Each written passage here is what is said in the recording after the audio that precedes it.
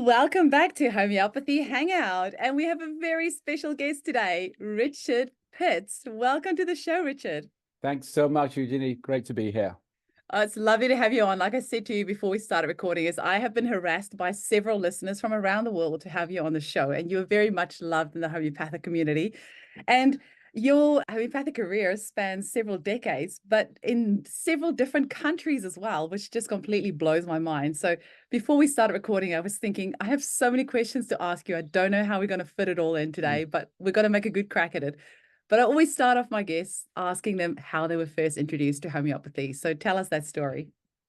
Okay, so my story was I came back from 4 years of travel, mostly in India, but also Australia, by the way, and different parts of Asia. I was 22, just turning 23.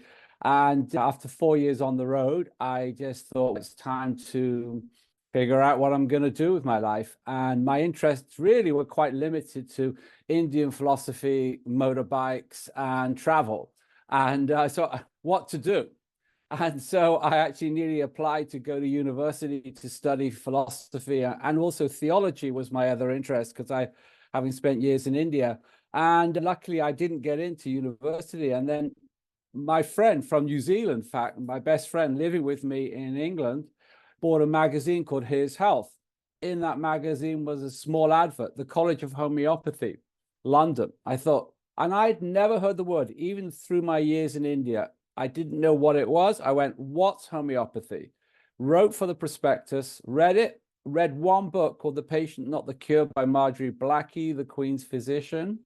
Next thing I know, I'm sitting in a homeopathy class without even really knowing what it is, having not really looked at that, not having been particularly interested in health. My angle was much more philosophy and social politics and environmentalism and that way of thinking, and homeopathy just happened to be the grace that I was given. And that was September 1981. So way back in the day. And so I studied 3 years in England, and this was in North Devon at that point, which was a branch of the London College. And it was the perfect time because my brain was still intact, just about. And then also there was the renaissance of homeopathy going on. And I was part of that first, second wave of a new generation of homeopaths that sort of refound homeopathy in the 70s and 80s. And so, yeah, so that was it. Studied with Methodical in Greece and in London at that point where George was also incorporating teaching everybody. Went back to India, my love, and studied in Kolkata. And that was the love of my life, was like being back in India and doing homeopathy. And yeah, so I spent 3-4 years studying, 3-4 years in practice in the UK. And then I moved to the USA and spent 20 years in the US. And that's where I did most of my formative work, really. I ended up living in California most of the time. And I took over a school called the Pacific Academy of Homeopathy. I was the director of that for 12 years. I was the founding member and president of the Council for Homeopathic Certification, which is now the largest certifying board in North America. And I was part of the cadre of people who we got it all going. There's a whole bunch of us in the Bay Area. I was not alone by any means. There's a lot of us.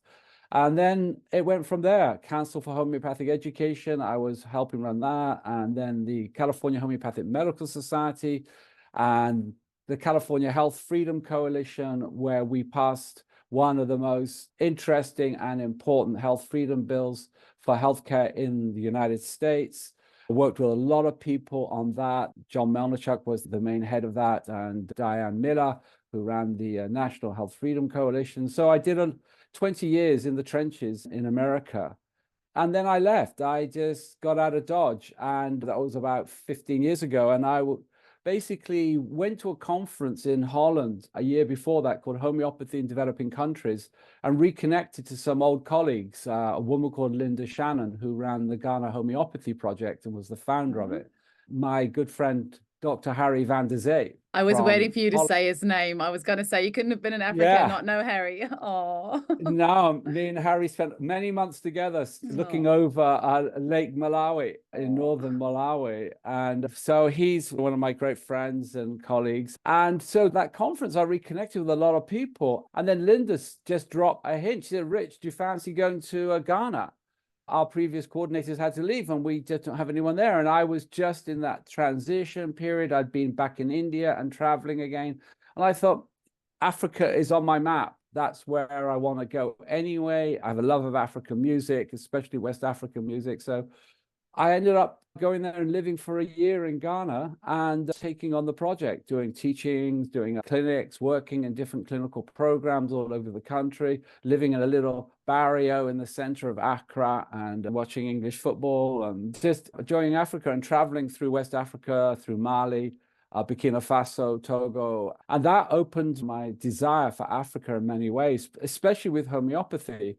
And a year or two later, Harry van der Zee says, Rich, do you want to go to Malawi? And I went, great, I'm in.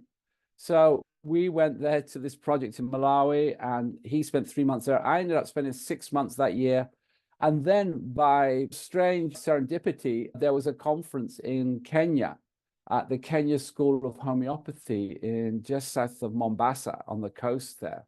And I happened to have a ticket going through Nairobi at that point. So I detoured down to Mombasa, went to that conference and met a Dutch woman called Marie Margray, who is this sort of extraordinary woman who went to Kenya and started a homeopathy school, built it from nothing. She was given a piece of land with nothing on it and has built up a college with 250 students.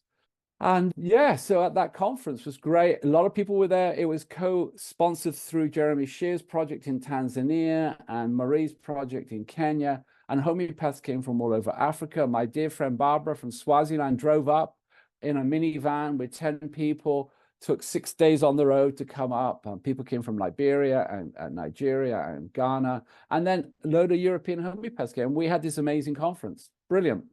And that from there, I went back to Europe. But then I came back the next 3 years and spent 3 months in Malawi and 3 months in Kenya, just working there, volunteering. And that was it. And then toward the end of 2014, I said to Marie, I think I'm done with Africa, Marie. I'm going to go back and live in Europe. And I was living in a yoga center in Spain at that point, where I'm still involved in helping manage a yoga center on top of doing these other things. And then Marie emailed me one day saying, Rich, when are you coming? We've got the money. And what she was referring to was a €4 million public health research grant that her friend had got for our college, which was now called the Kenya School for Integrated Medicine. She had to take homeopathy out of the name because of the funding challenges due to quack busters trying to basically intimidate us. So Marie changed the name of the college. Then her friend, who was a medical doctor who'd worked for the UN and WHO and stuff, wrote this extraordinary grant, which the European Union gave to us, a small alternative medicine school in southern Kenya. And this was a public health research. It had nothing to do with homeopathy. So what we did is to integrate homeopathy into the public health research. So we did outcome-based research in homeopathy in mobile and rural clinics. We did other research in different types of traditional medicine, traditional bone setters and midwives. And then we actually did other kinds of public health research and fitted it into what they call the National Community Health Strategy, which is WHO-inspired agenda to try and develop community health in developing countries, that is, taking healthcare to the community. So we sponsored 36 villages with community health workers. We did education there in permaculture and healthcare and malaria prevention. And we ran 18 mobile homeopathy clinics and 4 fixed clinics all around this one area of Kenya.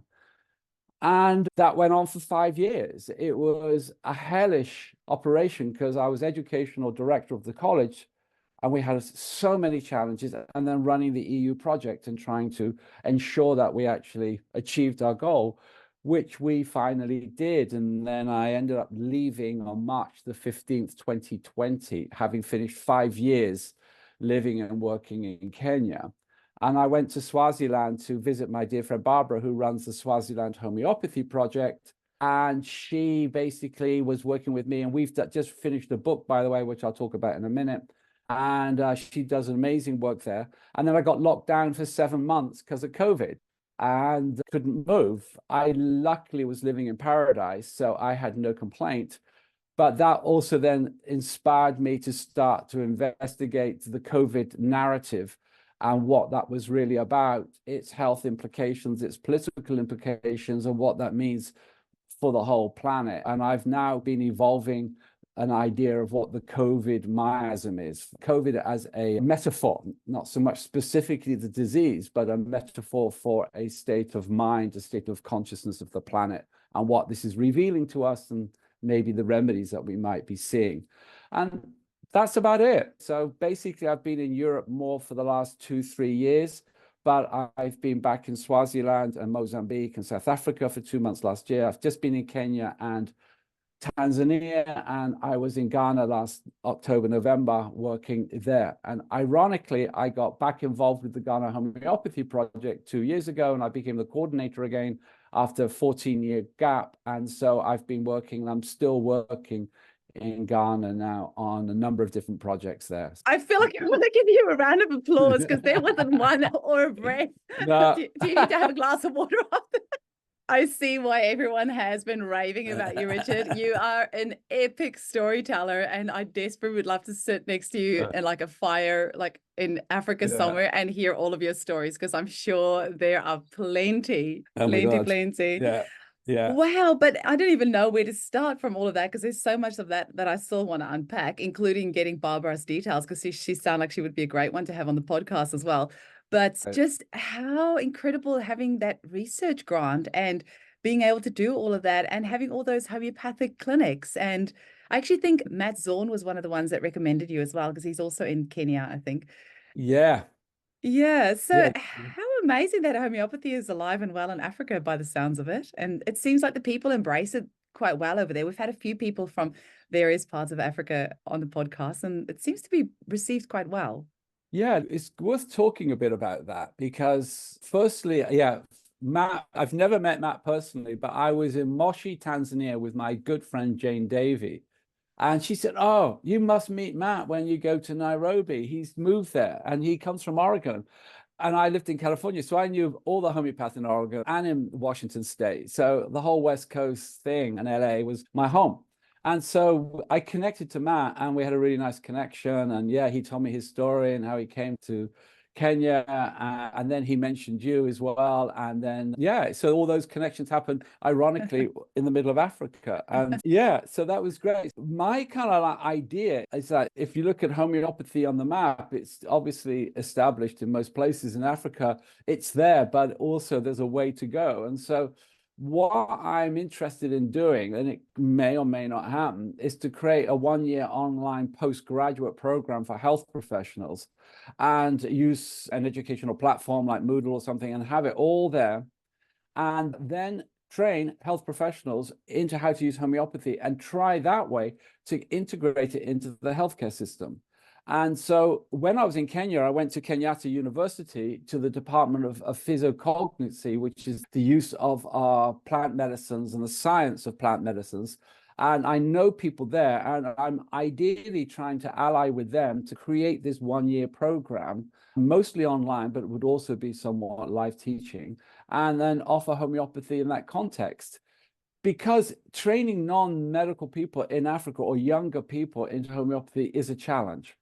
Even though Kenya and Ghana, it's legal. There are government departments that regulate traditional and alternative medicine. And in Kenya, they're trying to pass a new health bill. And I'm in discussion with the health ministry there to try and ensure that our standards and our levels of evaluation are basically accepted, and that it doesn't come from someone else who doesn't know about what homeopathy or other alternative medicines are. So that's the idea. So if we can establish it in Kenya and Ghana and maybe in Swaziland or maybe Mozambique, then in theory, it could be a model that actually transplants throughout Africa. Now, South Africa has established homeopathy. There are 2 schools in South Africa. You know that.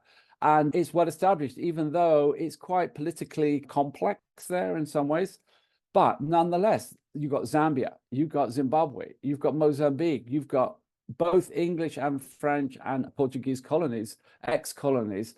And there's no reason maybe why we can't integrate it. And actually, African governments, they are more open to it in many ways than Western governments because they have a culture of traditional medicine. Although they embrace modern medicine, which is great, they also have a certain skepticism about the exploits of modern medicine, including drug and vaccine research in Africa. And so there is a certain degree of skepticism about how good Western medicine might be in all cases. And the fact that traditional medicine culturally is so powerful in most African countries. They're trying to regulate it right now, but they're actually having a lot of challenge doing so because it goes into the definition of healing. Are you a doctor? Are you a healer? Healing in that context is a cultural phenomenon. It's not merely a medical specialty. Regulating that is not so easy. And so it brings up some very fascinating challenges. That is very cool. Have you, firstly, I was just going to say that actually one of my business mentors is married to the guy who created Moodle. So if you want me to see if I can get you in touch, we'll hook you up there. And then the other thing is that I just recently had Samina Khan on the podcast, who is the Gambia project. I always get Gambia and Ghana mixed up. But her, along with Marcus Fernandez at CHE, have introduced homeopathy in Gambia, and they actually worked with the president there as well. So I heard. yeah, so it would be good to connect all these people and create like a platform where, you know, it's like power in numbers, right? The more of us that network together and share our resources and our contacts and things, and we can make this happen. That's why I love this podcast and I love connecting people. It's one of my like favorite things in the world to do because there's definitely power in numbers. There certainly is. And I think more than ever, our community is huge. It's much bigger than we think. It's absolutely huge. Ironically, I live in southern Spain some of the year. In Seville in October, there is the Liga conference actually happening there. Yes, I heard. And normally that's just been for medical doctors. But again, in these years, we all need to be together in this and actually be part of the solution and part of the whole renaissance of the concept of energy healing, if you want, in a larger context than just homeopathy, because it's not just about homeopathy. And I think one of the things I'm trying to explore in my own writing, and one of the things I think we need to look at is many people who embrace the basic paradigm of a holistic energetic consciousness don't understand homeopathy. It is a mystery to most people. And homeopaths have tried very hard to demystify it and communicate the extraordinary alchemy of what homeopathy is, but people don't quite get it. But there's many people asking the same questions, saying the same things. Was just teaching in Wales last weekend at the Welsh School of Homeopathy at the end of the graduation. And a guy called Bill Rumble and Linda Gwilym run the college, and they've been doing it 28 years. And they're stopping in 2 years. And we did these amazing ceremonies and kind of Day of the Dead ceremony up in the woods above the place we were doing it in the middle of Wales. And basically the point being, it's this celebration of spirit, of energy, of alchemy is part of what homeopathy has always been. And we need to actually share that, but communicate it in a rational, scientific way. But it needs to be put out there in a different way. And I think this is where we're at right now. My husband has often said that homeopathy needs a rebranding because I think it's got so many preconceived ideas. So we actually just need to rebrand our profession. And we're actually about to have a panel discussion with Jan Scholten and Mike Bridger and Deonta Brett and Marcus Fernandez, Sarah Valentini, Dennis Applein, and Hilary Dorian and myself, because Mike Bridger was bringing this up, that there's lots of homeopaths doing lots of weird stuff in the moment. And we need to get some definitions out there of what is homeopathy and what isn't. It isn't. So I do think we need a rebranding. But more and more people these days are talking about frequency medicine. And I like that it's heading in that direction, that it's heading into this quantum frequency type field, because once people understand that, then homeopathy isn't too far a reach. I think once a lot of people are happy with that concept. And then when you tell them about homeopathy, they're like, oh yeah, that makes sense. And I actually even, there's a movie, I don't know if you've ever watched Frozen. It's a kid's movie. It's like my favorite movie of all time. But Frozen 2, they've actually got this character, Olaf, and he literally talks about how water has a memory. And I love that there's this generation of little kiddies growing up with knowing the fact that water has a memory. And so I think we're heading in the right direction. I'm hopeful. Yeah, language is important and the way we communicate it is important. Mm. But there's one thing I wanted to mention back to the Africa thing as well, is that my experience working in the field in an African context and looking at how we can communicate and teach that to African doctors, African health professionals, or generally to the public. And spiritual leaders as well. It sounds, I know Rebecca Stirrup has said in Africa, and the other lady, Alvia Berry, they would go to the bishops and like the church leaders and actually teach them homeopathy as well. That is the central way you communicate into society in most of Africa, whether it's Christian or Islamic. That's a central social structure. I was with Harry van der Zee in Kenya, and we were going to all these church groups, and there were HIV/AIDS support groups all over different parts of Kenya. And yeah, that is the way in. In terms of teaching homeopathy, though, I just want to show you a picture of my new book, which is called a Therapeutic Guide and Thematic Materia Medica of Homeopathy. Can you lift it up a little bit more? And then just those watching on the YouTube channel, it's beautiful. Oh, I love, is that the baobab tree on the front? Yes, the baobab trees. Oh, beautiful. I love it. Gorgeous. Yeah. So this book turned into a bit of a monster. It's 600 Oh, look at pages. it. Turned it on the side. Holy moly. Yeah, I know. So the idea was actually, this was a manual for my students in Kenya, because if we were doing mobile clinics and out there in the field, and you didn't know whether you had 20 or 100 people in a day, you had to have a system of how you applied homeopathy. And in the end, my experience there is that as homeopathy has evolved and expanded, and new remedies and new ways of thinking and new systems, which is all good, the challenge has been that it dilutes the fundamentals. It dilutes the fundamental structure of the methodology of homeopathy. And that fundamental structure has to be the foundation of teaching and the foundation of practice, in my opinion. I've seen so many people being inspired by various homeopaths, developing various systems before the integration has really happened. That basic level of knowledge is there. So when writing this book, I thought, the subtitle of the book was One Book for Under a Tree. So you turn up under a mango or an acacia or a baobab tree in a village in the middle of nowhere, and you've got 65, 70 people there. What are you going to do? Can you do good work? And in which way can you do good work? So I've tried to create this book as a manual to systematize the practice of homeopathy, covering the fundamentals both in methodology and in practice, and in understanding how to access Materia Medica.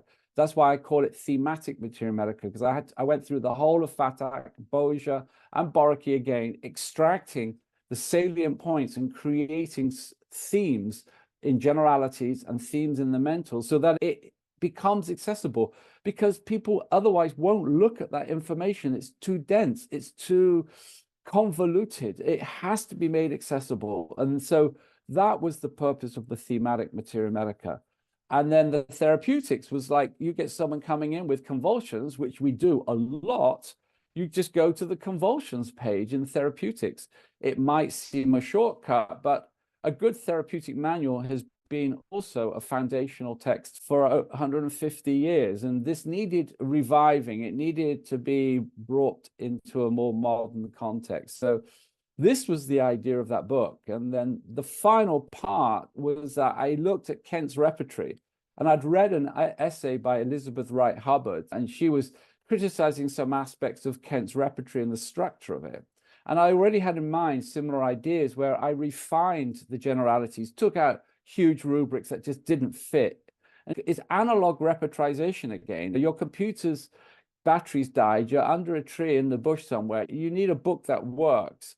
And having observed hundreds and hundreds of homeopathic students and practitioners in Africa, I saw the need for a repertory that, again, that was accessible and simple. So I put the generalities in mind of Kent's repertory, took out the extraneous stuff, put in some other things of menses and food desires into that to create a broader generality, and then added Boja's aggravations and ameliorations. And as we say in England, Bob's your uncle.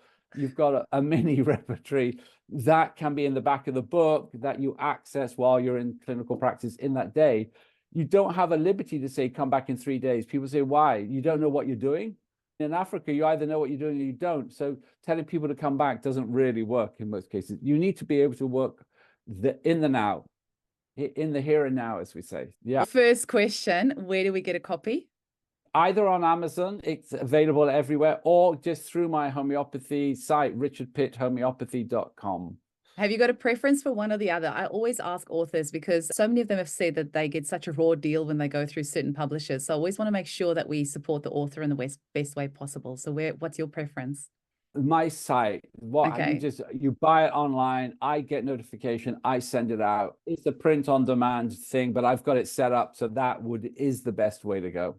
Brilliant. I really like a good therapeutic book myself because I figure homeopathy is hard enough as it is. And sometimes you just have a little bit of a brain fag, you've repertorized, things are just not adding up, and you just need a good therapeutic guide. So I do have Morrison's therapeutic book that I really enjoy, especially for things like asthma and whatever. He just has got lots of great info in there, but you can never have enough therapeutic guides. I do think they have their place in homeopathy. And yeah, it's a tricky job that we've got with, they say, in excess of 8,000 different remedies and so many different prescribing methods. And I don't know how many hundreds of thousands of different rubrics. And I do like a good therapeutic guide myself. And I love that you've condensed all of that for us because sometimes it can be a little bit tricky reading the older texts.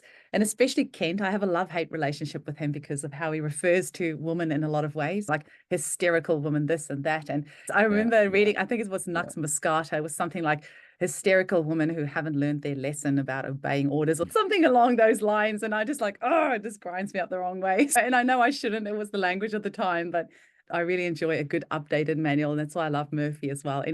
Anything that's been updated in a language that we can understand and use today. So thank you for all your hard work. I'm sure that was years and years in the writing.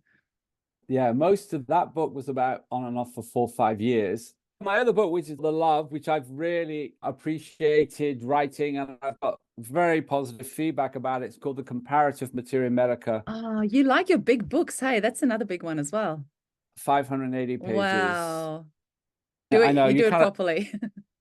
Yeah, the idea of this book is that there are 36 chapters. Each chapter is a major polycrest remedy.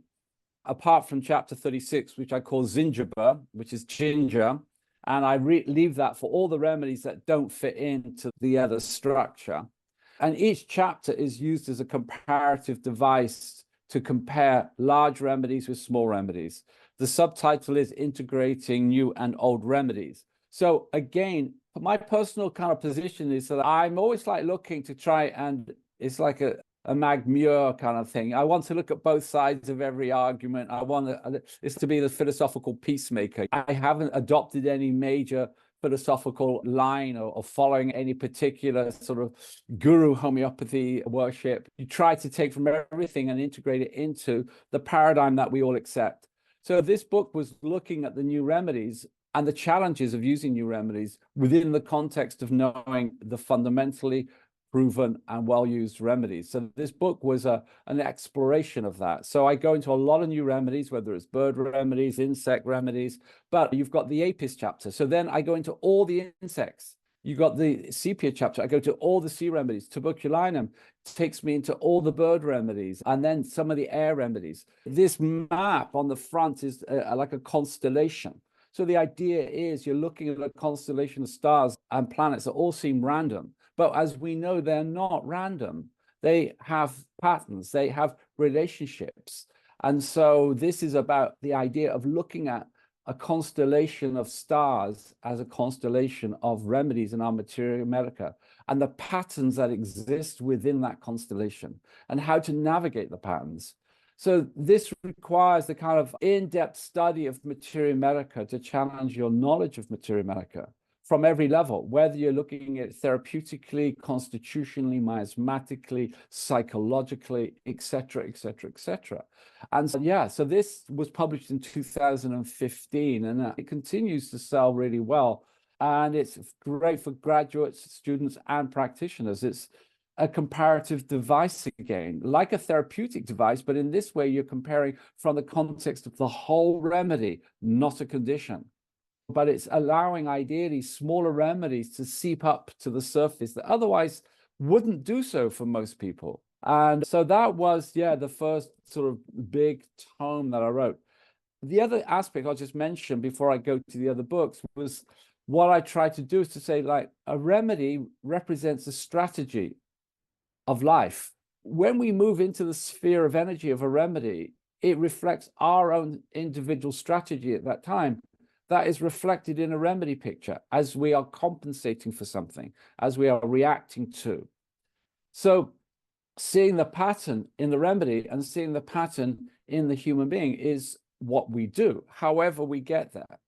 So I talk about a remedy having a trajectory, a progression from perfect health to perfect death. And within that line, there is a level of pathological and other kinds of expression, cultural expression, however you see it, that reflects itself in a remedy. But it's within a line, a continuum, from the healthy stage to the dishealthy stage, unhealthy stage. I give it 3 stages, what I call 3 developmental stages: intrinsic, compensated, and decompensated. This is not original thinking. Many homeopaths have said similar things, but I relate it to the 3 main miasms of sauropsychosis and syphilis. The intrinsic stage is the sauric stage, it's the basic stage, it's the constitutional stage, it's the body type stage, it's the stage of the person's personality, as they say, which is the part that does not change. We use it to indicate a remedy, but it doesn't fundamentally change. It's our nature. But out of our nature comes compensation, a reaction. And that's often what we prescribe on, and that is often what brings people to us. This is a reactive stage, a stage of exaggeration. That relates to the psychotic miasm, and therefore we can see it within the context again of those miasms. The decompensated stage is the broken down stage of a remedy, the destructive stage, the pathological stage, the end point of any remedy. And that relates to the syphilitic miasm, which is the destructive component. And all remedies will have component parts of each of those 3 stages. A remedy like Calcarea belongs more in the intrinsic and compensated stage and a bit less in the decompensated stage. Whereas Mercurius and Aurum have more manifestation in the decompensated stage because of the syphilitic influence. So by looking at materia that way, one can see a progression within remedies and see that a person at any one time is on that line and only revealing, say, 10% of that remedy picture. A homeopath needs to identify that 10%. And don't worry if the other 90% isn't in there. Just because you can't say, oh, well, I didn't give nux vomica because the person didn't desire alcohol. Not every nux vomica will desire alcohol. So you've got to deal with what is there, not what is not there. And the other thing to be really wary of is that very loose, casual absolutisms of character descriptions in remedies is also a mistake. Saying Graphites is always an artist type, or Nux Vomica, or always businessman, trying to fit them into what I call a false archetype. This is not correct. It doesn't. We're dealing with the phenomenon of symptoms, which can fit into anybody. So we have to be really careful and fluid in our way of analyzing remedies and what we identify with them.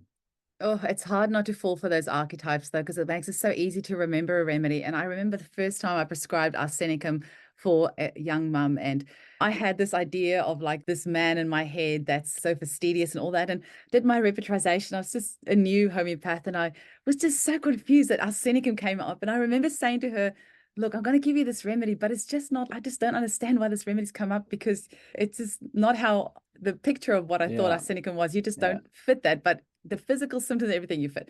So I gave that to her, and it was the most amazing gift. Our clients are our biggest teachers. And, you know, 2 months later, she said to me, Eugenie, I don't identify as an anxious person anymore. I never thought I would say this. I have been anxious my entire life. And since you've given me that remedy, if I think of anxiety or an anxious person, I just don't identify with that anymore. And I was like, okay, so clearly this picture, this archetype that I had in my mind of arsenicum is not always going to look like that. But it does make it easy to remember a remedy if you think of the business-driven business person that works on, plays hard, and you can nux vomica. So it makes it easier for you to see, but we have to remember not to fall in that trap, because you can miss a remedy if you do. I really like this timeline that you're talking about, and the Sora, syphilis, and psychosis. That's really cool. You're making me intrigued to check out the book now. It sounds amazing. And you've written another book. I've written 2 other ones I've written, which was my first one, which is called The Natural Medicine Guide for Travel and Home. Having traveled the world for, forever, I just thought, oh, there needs to be a really good travel guide. There had been other ones in homeopathy, but they were a bit outdated, and also they were rather big. There had to be a book that you could travel with, and that also dealt with tropical diseases, for example, and dealt with issues of prevention, that dealt with issues of vaccination, that had to look at what do you need to do if you're going into the bush in the DRC? What level of risk are you actually exposed to in that situation, as opposed to what level of risk you're exposed to in a fancy hotel in Phuket, Thailand? They're both in Asia, but the risks are profoundly different. Therefore, what you need to look at is different. And if you haven't had that experience, then, and you're traveling and you want to have that knowledge, there is a need to know at what risk you are putting yourself into by going wherever you're going. Obviously, Africa and India are probably these two most challenging places to travel to for your physical and your mental health. You know, I mean, I've had malaria, I had typhoid. Typhoid was a ridiculous thing. It was stupid. Malaria I couldn't really avoid. I was doing malaria prophylaxis a lot in Ghana, which I think really worked. And then for some reason, it didn't work in Malawi. So even as a homeopath, we need to be humble about our experiences. And maybe I got a bit casual, which inevitably, when you live a long time taking your malaria nosode prophylaxis or whatever prophylactic treatment you're taking, is you tend to forget. And so this book goes into all of that. What to use for prophylaxis, what are the alternatives to vaccines, what are the risks of different vaccines, analyzing each one. And then I go into all the different major tropical diseases like malaria, typhoid, dengue, Chagas disease, schistosomiasis, African trypanosomiasis, and even the plague, all of them, and look at what are the homeopathic potentialities for that, what are the risks of it, what are the symptoms of it, and how you need to be aware and prepare for that kind of travel. So this was that book. Now, this became a bit big. It's got 100 remedies in the back, like a synopsis of the main remedies. So it's a very good therapeutic tool. And I actually pushing my own kind of like thing is that I think it's a great book for first and second year students because it's a very good therapeutic manual again. Even though it's designed as a travel manual, it's therapeutics. At the same time, it goes into a lot of detail of many unusual diseases. And there's a whole chapter on Lyme disease, for example, Wow. which is a huge area, especially in North America now. And so being aware of diagnosis and treatment of Lyme and how to look at it is really important. So I have a whole chapter on that in the book, etc., etc. Yeah, so that was written, and Harry Van der Zee writes the foreword for this book. And yeah, that came out in 2014 initially. Well, you sound perfectly qualified to have written that book, because one thing that I have a gripe with is people trying to teach things or write about things that they don't actually, that they haven't experienced. And that's why I have a lot of issues also with homeopaths who only teach and don't do consults. And I see that even though, funny enough, before we started recording, I said to Richard, this episode's being released on the 22nd of July. And he's, Eugenie, that's my birthday. I'll be 66.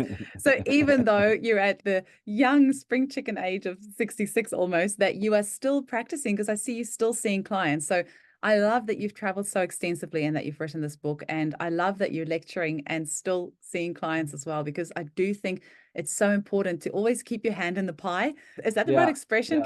Keep your finger on the pulse. Maybe that's maybe not that. Keep your finger on the pulse. Pie, finger in the pulse. Yeah, both. I think it's exactly. finger. Yeah. Keep your finger on the pulse of what's happening. So instead of just being a theoretical homeopath and theoretically teaching and writing on things, that you're actually in the trenches doing the work and then going and teaching and writing about that. So that is an excellent book, the travel one. What I would say is somehow we need to convert that into an app, because so many people have their phones when they travel these days. So even though that book is a great size, you had it in your hand, it's actually, it's a great travel size. No, this is the travel size one. This is the look. Now I wrote a smaller one. Oh, that's brilliant. So that's the back pocket manual. What's that, an A5? It looks like about an A5 size. Hey, yeah, great. And that reduces, I took out some of the more esoteric tropical diseases that you're not likely to come across. And I took out some of the remedies and just condensed it. I took out the vaccine part and left that on the web page so people can then read that beforehand, where they can look at different healthcare choices they make. And this is the back pocket manual. My subtitle is Mao's Red Book for the Apocalypse. You've got such a good sense of humor. Yeah, it's funny. When I was writing, I thought, we go to hell in a handbasket, which it looks like we're doing on the planet right now. And you have to be more self-reliant. And, you know, that means many different things to different people. Part of that is taking care of your healthcare and having a homeopathy kit and your health book for friends and family. So it came out of that idea. And the fact that the bigger book actually, as you say, it's still reasonably sized, but it's still a bit chunky if you're trying to reduce your load to the minimum when you're on the road. So that's why I did that one. Okay, So we need to have a little chat about bulk buys, because that travel book, I'd love to bulk buy that and sell that over here in Australia to my clients. I think that's an essential to have. That's we so can do cool. it. And you've got Yeah, one we can more do it. book, right? Yeah, there's another book coming. I don't have it here because it's still being printed. And it's actually a book that I co-wrote with my friend Barbara in Swaziland, which is traditional medicines in Swaziland and their homeopathic use for endangered species.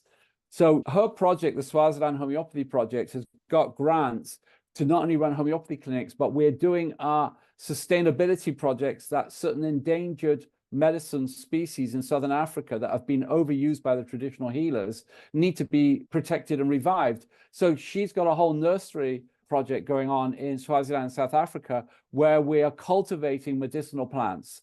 Now, at the same time, we've done 6 provings of 6 plant medicines with traditional healers. The traditional healers are our provers, and we have just written that book, doing all the provings, all the analysis of the provings, and a long introductory essay on the validity of traditional medicine and the validity of homeopathy and the cross-fertilization of our knowledge base. And that book is going to be produced. I'll have it done in the next few weeks. So that's been Barbara's inspiration, and I went down and worked with her.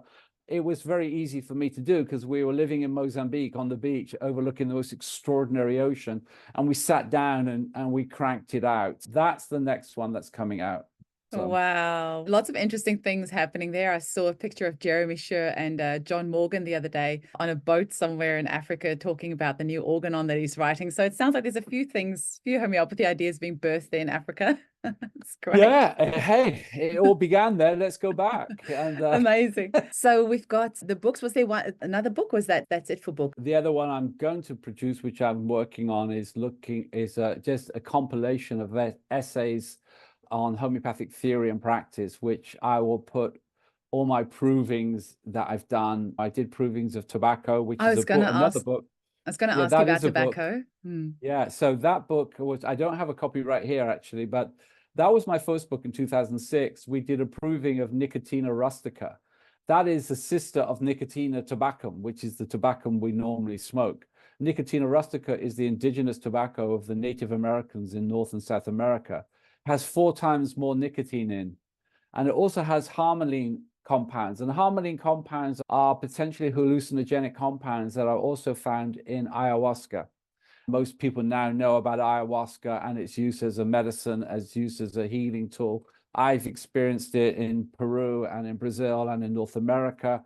And I read a book called The Cosmic Serpent by Jeremy Narby, where he talks about the use of ayahuasca and its connection to the DNA level of reality, and how by taking ayahuasca, you go back into your original DNA, not only your own family, but in a sense, the DNA of the planet. And that's how elements like ayahuasca can give you a kind of spiritual experience, because in a way it's functioning on that level of DNA.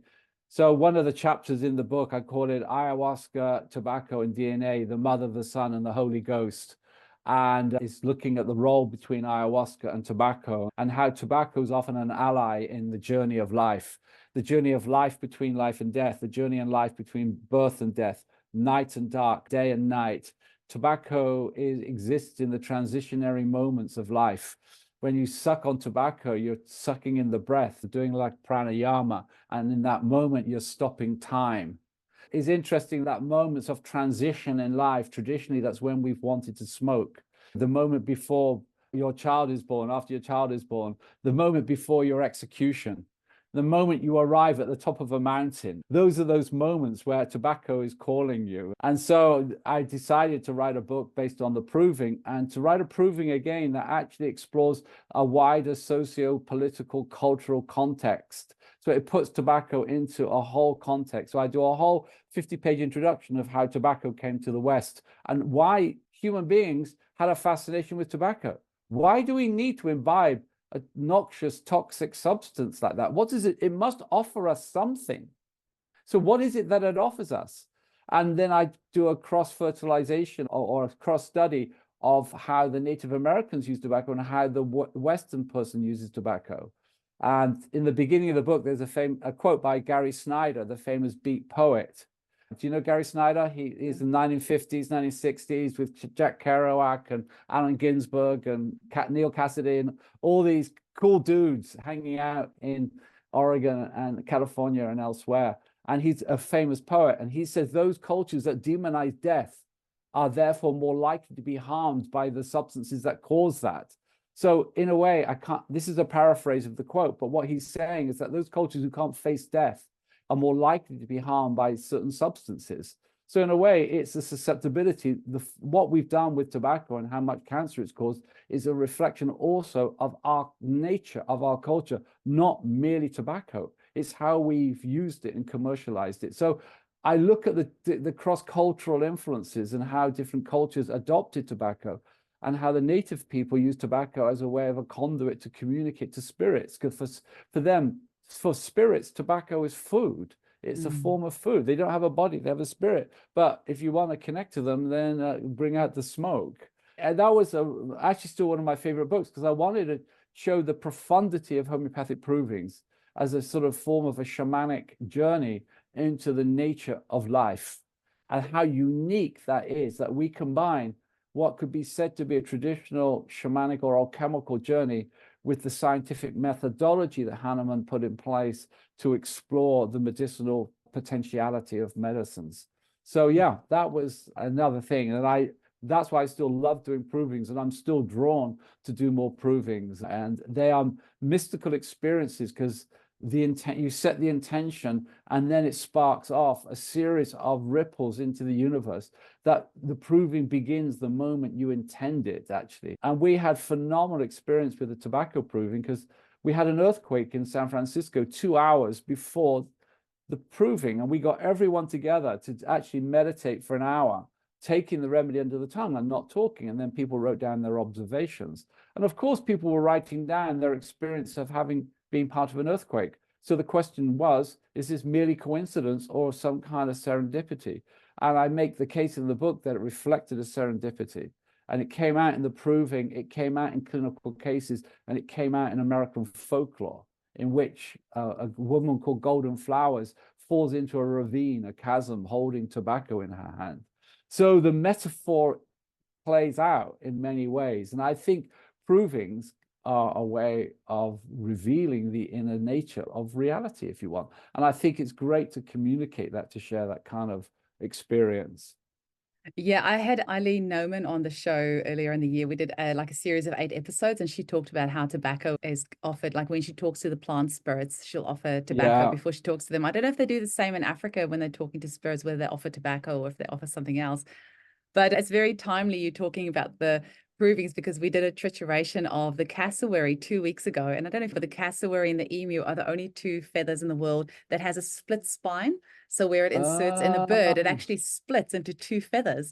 And I interviewed Paul Terrio and I said, I really want to do emu because I was given some emu feathers and I actually was so fascinated by them. And then he said, no, we've already done emu. You should do cassowary.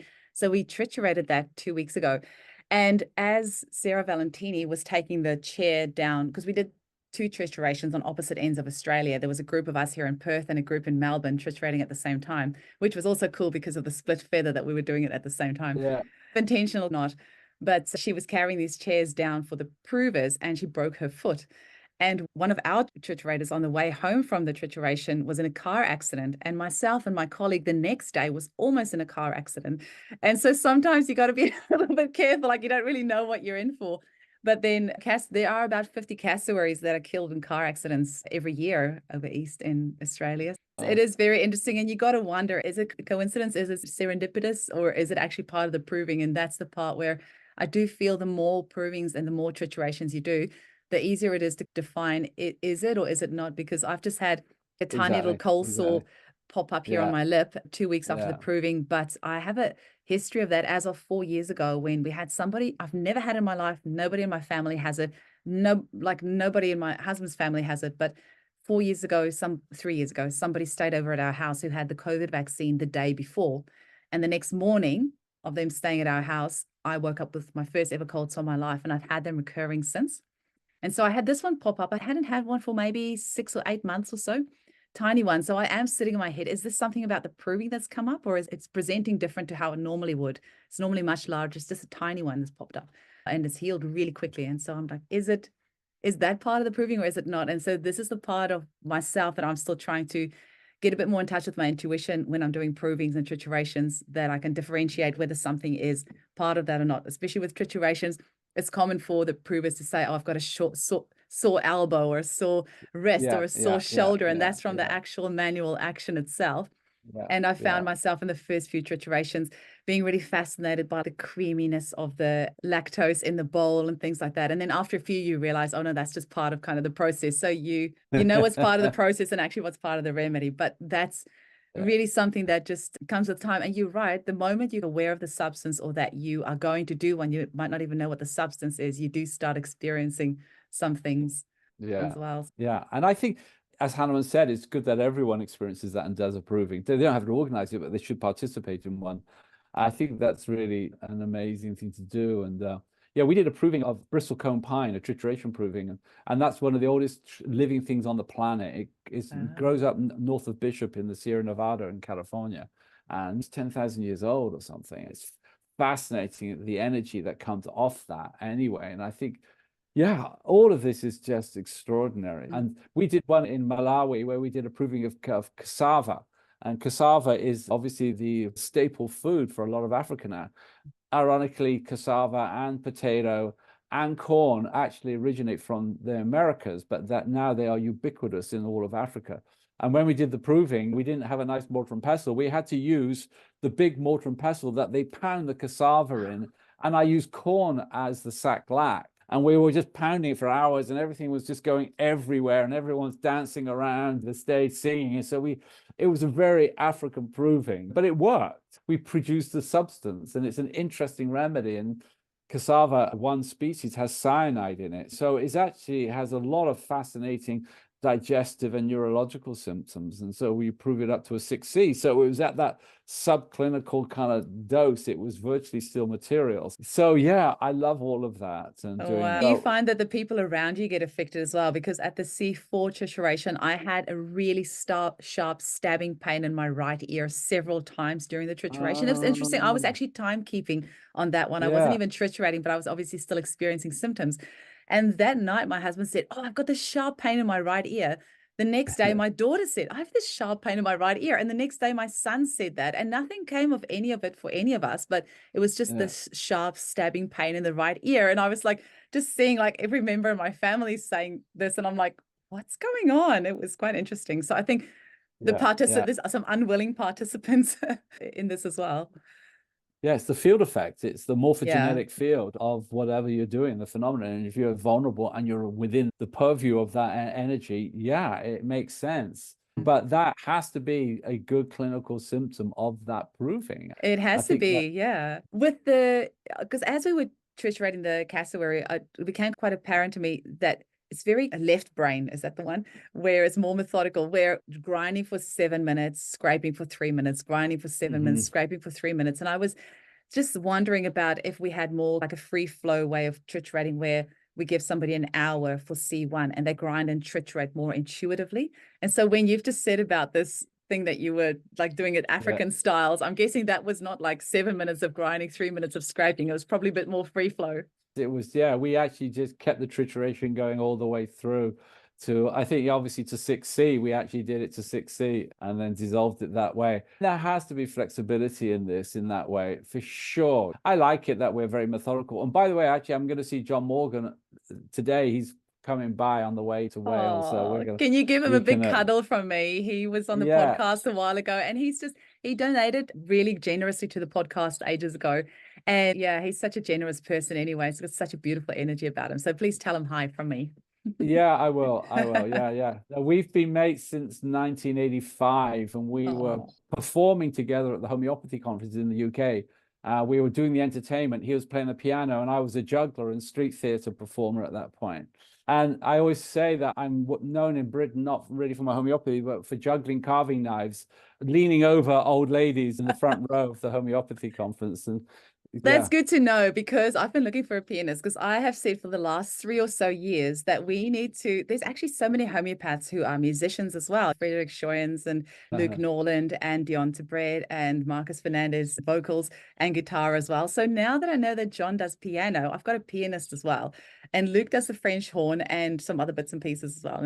And guitar, I think. So we've got our guitarists, we've got the pianist now. So we really need to get these homeopaths together to create a song which we they can do. then release, and then they can use it for fundraising for a project in Africa or something like that. But we need to make this happen. You do. And don't forget the didge player, amateur didge player. Oh, Well, actually, okay. I don't get the circular breathing quite right all the time. So I don't know if there's place for a tongue drum, but I can bring my Ah, oh yeah, I can bring fantastic. my tongue drum. Brilliant. Oh, that'll be fun. Amazing. Now, tell us a little bit about your, I mean, you've talked us a little bit about your future plans already, but what else can you tell us? It's just, I just so love listening to your stories, and I'm just scared that we might miss anything out today. So what else can you tell us about things that you've got going, how you see the future of homeopathy, any future plans you have, any exciting things on the horizon? My personal thing now is just I've given myself another 4 years to complete the work I want to do. And part of what I want to add to either one book or another book is to look at, again, come back to the idea of archetypes and do a study comparing the Enneagram with some homeopathic archetypes, and also with some other kind of archetypal way of thinking, so we can bring into it more, again, building the bridges, if you want, looking at how we think homeopathically is just part of a more collective, symbolic way of thinking. And there's a book called by Leon Vanier, a French homeopath, on homeopathy, and he goes into the different archetypes of the Jupiterian, the Saturnian, the lunar, the archetype. And he said at the end of the book, this is just a kind of a beginning of an idea that needs to be explored further. And I think he wrote that in the 1920s, 1930s. So I want to take that a bit further and weave in different ways of thinking. And I've always had a sort of an amateur interest in systems like the Enneagram and also the I Ching, which is phenomenal, but that's a whole other thing. But I think there is a way in which I think we need to cross-fertilize again outside of our immediate kind of reality and see it outside of that. And I think looking archetypally can be interesting in that way. And I was also reading a book when I was teaching last weekend about the evolution, using miasms as part of an evolutionary impulse. And that's based partly on a book by Peter Fraser, who was a great English homeopath who did a lot of amazing provings and worked with Misha Norland and the School of Homeopathy.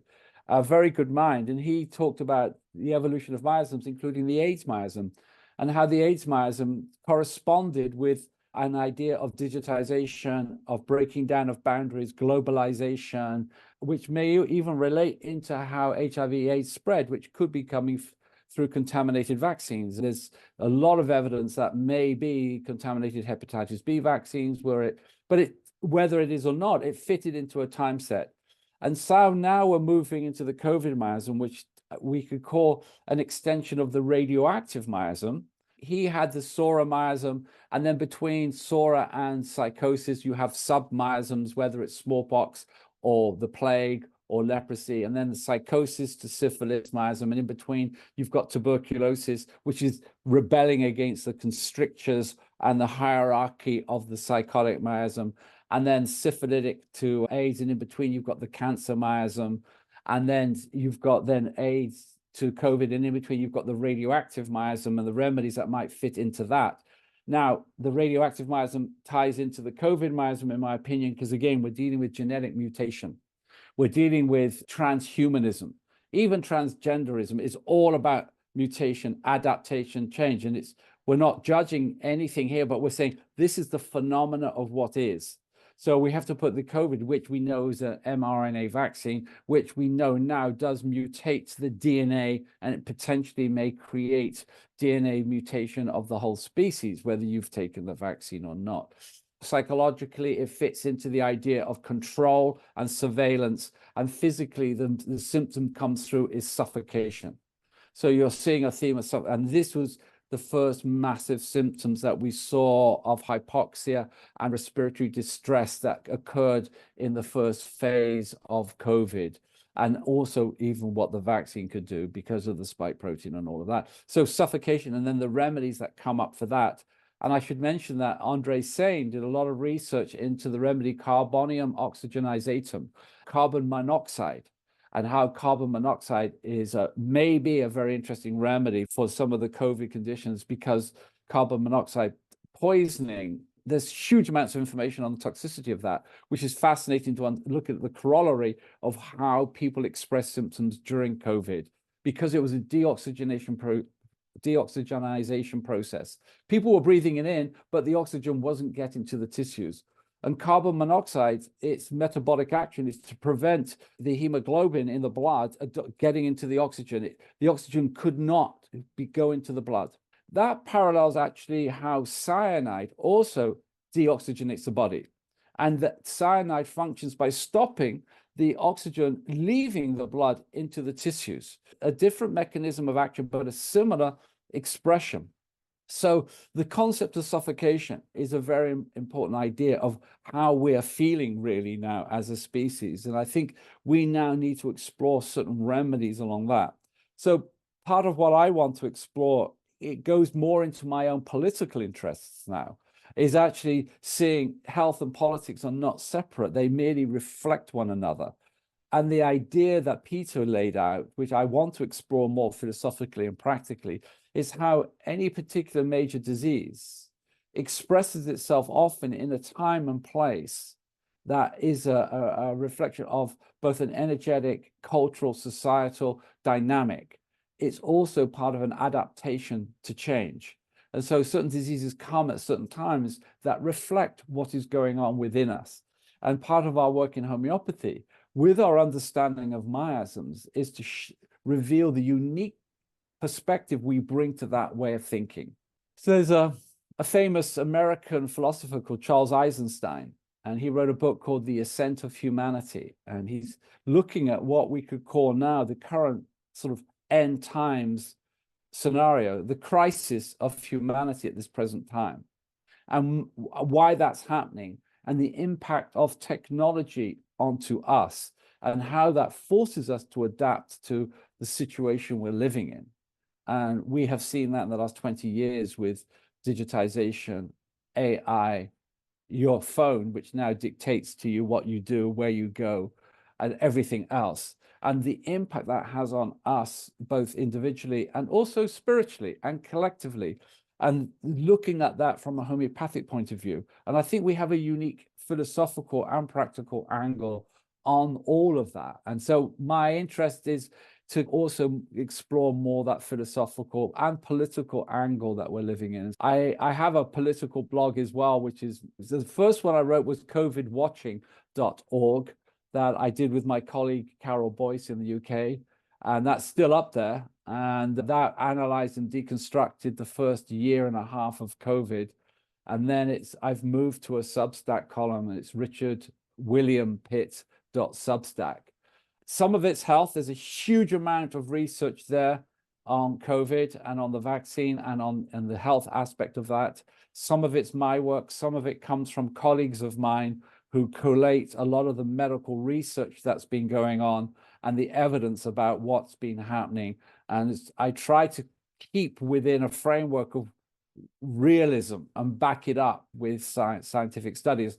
I'm not a scientist, so some of it I don't even understand, but I try to piece it together and put together different writers that write about what we're dealing with. And I veer into different areas of more political analysis, which may or may not be of interest to people, because I talk about the demise of the European Union, or I talk about Palestine, or I talk about whatever takes my fancy. But that's a more of a personal endeavor right now. But my homeopathy writings is more about, as we move forward, how we can interpret that within a homeopathic context. I don't think in 300 episodes we have ever had an episode with this much jam-packed information. Like, you certainly don't mince any words. Like, there's I cannot actually wait to go listen back on this episode, because you have managed to squeeze so much information into this, Richard. Thank you so much. And you're right, homeopaths are pretty interesting in how, because we're always looking for patterns. We're always trying to look for patterns. What is the frequency of what is going on Yeah, here? that's what we And do. yeah, exactly. And so it's so brilliant listening to how your mind's working and wanting to piece together the pattern of COVID and everything else. So that's really nice. I like that. And I just want to say I have all of Peter Fraser's books. He just has a way of so concisely putting Yeah, information. He just gets to the heart of something without messing around. So I have his birds book and the spiders and yeah, the snakes and the miasms and the drug pictures, and they're all just sitting there pride of place on my cupboard. And there's not a day that goes past that I yeah, don't pull one of them off the shelf. He's just managed to really condense the yeah. essence of each remedy, and I Yeah, love that. he did Yeah. great work. I used in this book here, he was one of the major references I used throughout the book, along with Vermeulen's work. Mm, They were the kind of staple sort of sources I would use to back up what I mm. was writing about. Yeah, and I knew Peter personally as a friend Oh. as well. I And really had hoped I could have had him on the podcast. I think he must have passed away about 2 years ago or so now. yeah, Something yeah, I like think that. so. Yeah. There's a Yeah, few of them, Peter Chappell and him and Robin Murphy, a few of them yeah, that I was hoping to get on the podcast. And we've just lost a few greats the last few years. But on the podcast, we've talked about it a few times, but I think it was their time to yeah, go to the spirit world to help. I think they're still working just as hard, if not harder, in the spirit world, mentoring all of us from the yeah, spiritual realm. So yeah, I know that yeah. they're with us every single day in their books and their writings and everything else. I agree. Yeah. I agree. Richard, any final messages that you want to leave us with? I've got your website here, websites here. There's richardpitthomeopathy.com, thenaturalmedicineguy.com, talesfromtheroad.info. That looked really interesting. I saw a picture of you with your motorbike on there. Yeah, that's my Richard motorbike William, stories. yeah, richardwilliampitt.substack.com. And we'll put it all in the show notes as well. But if you want to summarize today for us, or if you want to leave a message for us, or any final words of wisdom that you want to leave us with before we wrap up. I just want to acknowledge the people that I've worked with, that I continue to work with, and the work that's going on.